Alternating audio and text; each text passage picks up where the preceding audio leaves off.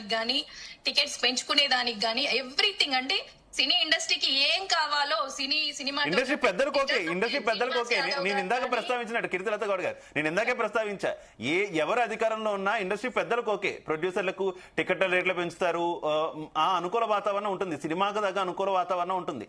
కానీ వెల్ఫేర్, సినీ కార్మికుల యొక్క వెల్ఫేర్ కి బీఆర్ఎస్ ప్రభుత్వం 10 ఏళ్లలో ఏం చేసింది? వాళ్ళకి ఇప్పుడు చిత్రపురి కాలనీ అభివృద్ధి చెందడానికి గాని, కార్మికులకి ఇల్లులు ఇవ్వడానికి గాని ఎవ్రీథింగ్ చాలా సపోర్ట్ చేసిందండి. చాలా ప్రశాంతంగా ఉన్నారు. ఇప్పుడు నేను క్యాంపెయినింగ్ కి వెళ్తున్నాను కదండి, ఒక నాయకురాలిగా వెళ్తున్నాను, నేను సినీ నటిగా వెళ్తున్నాను, వాళ్ళ ఫ్యామిలీ మెంబర్ గా వెళ్తున్నాను. కాబట్టి వాళ్ళల్లో ప్రతి ఒక్కరిలో కూడా కేసీఆర్ గారి మీద విశ్వాసమే ఉంది. ఖచ్చితంగా మా మనసులో కేసీఆర్ గారే ఉన్నారు, ఆయన ఉన్నప్పుడే బాగుండే అనే ఇది ప్రతి ఒక్కరి నుంచి మేము చూస్తున్నాము. డెఫినెట్ గా ఇప్పుడు వీళ్ళు ఏదైతే జూబ్లీ హిల్స్ ఎలక్షన్స్ లో ఈ ట్రిక్, అంటే అక్కడ సినీ కార్మికులు ఎక్కువ ఉంటారు కాబట్టి ఇప్పుడు ఏదో సభ పెట్టి నేనేదో హామీలు ఇస్తే వాళ్ళందరినీ ఇటు మలుచుకోవచ్చు అనే ఉద్దేశంతో చేసినా గానీ ఎవ్వరు నమ్మే పరిస్థితుల్లో లేవు. రేవంత్ రెడ్డి అన్ని కూడా తుపాకి రాముని మాటలు, అబద్ధాలు, గాలి ముచ్చట్లు చెప్తాడనే మాట్లాడుకుంటున్నారు అంతా. అలాగే కీర్తిలత గౌడ్ గారు, కేసీఆర్ గారు ముఖ్యమంత్రిగా ఉన్నప్పుడు చాలా కుల సంఘాలకు హైదరాబాద్ లో భవనాలు నిర్మిస్తామంటూ కూడా చెప్పారు. కొన్ని కానటువంటి పరిస్థితి.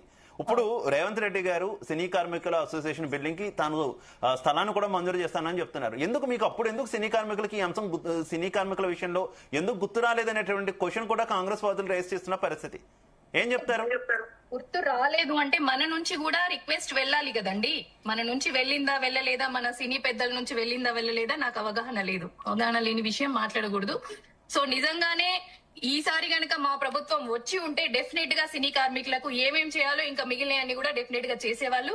ఇప్పుడు సీఎం రేవంత్ రెడ్డి గారు చెప్తున్నారు కదండి, నేను కూడా సినీ కార్మికురాలిగా ఆయన ఇచ్చిన మాటలన్నీ నెరవేర్చమనండి. ఫస్ట్ చాలా సంతోషపడతాం. నెరవేర్చాలంటే మీరు ఓటేసి గెలిపించాలి. లేదు, మీరు గెలిపించాలి, మీరు గెలిపిస్తే నెరవేర్తాయి. గెలిసే ఉన్నారు కదా. ఇప్పుడు జూబ్లీ హిల్స్ లో దాని అర్థం అదే.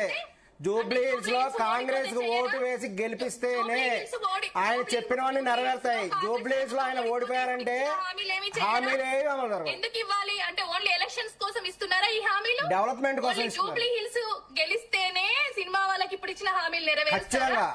మరి కాంగ్రెస్ ప్రభుత్వం ఉంది కదా, ఇప్పుడు సీఎం రేవంత్ రెడ్డి కదా, ఆయన ఇస్తున్నాడు కదా మాటలు. గెలిచినా గెలవకపోయినా మాట ఇచ్చిండంటే చెయ్యాలి. ఖచ్చితంగా ఆయన చేస్తానని చెప్పారు. ఆయన చాలా స్పష్టంగా చెప్పారు. తానేమి దేవుణ్ణి కాను అని చెప్పారు. ఆయన కన్నింగ్ కాదు, కేసీఆర్ గారు ఆయన కన్నింగ్ కాదు, ఆయన సిన్సియర్ గా ఉన్నదన్నట్టు చెప్తున్నారు. మోసం చేశాడో, మోసం ఏం చేయలేదు. ప్రజల్ని కూడా అట్లే మోసం చేయబోతున్నాడు. కేసీఆర్ గారు పారిపోయారు. 3వసారి గెలిచినట్టయితే కేసీఆర్ గారు పారిపోయేవాళ్ళు. రాష్ట్ర ఆర్థిక పరిస్థితి ఎలా ఉంది, తెలంగాణ ఆర్థిక పరిస్థితి ఎలా ఉంది, మొత్తం అప్పులు చేసి పెట్టారు. కీర్తిలత గౌడ్ గారు ఒక్క నిమిషం. కృష్ణ శర్మ గారు, మీరు పదే ప్రస్తావిస్తున్నారు రాష్ట్ర ఆర్థిక పరిస్థితి అని. రేవంత్ రెడ్డి గారికి కావచ్చు, కాంగ్రెస్ పార్టీ నాయకులకు కావచ్చు, హామీలు ఇచ్చినప్పుడు తెలియదా రాష్ట్ర ఆర్థిక పరిస్థితి గురించి? అప్పటి నుంచి ఎన్నికల ప్రచారంలో కూడా ఇదే ప్రచారం చేశారుగా, అప్పులు తెలంగాణను దివాలా తీశారని. ఓ పక్క ప్రచారం చేస్తూ మరో పక్క ఏ స్థాయిలో హామీలు ఇచ్చారు అది తెలిసి చేసిందే కదా. ఎందుకు చేశారంటే కేసీఆర్ గారు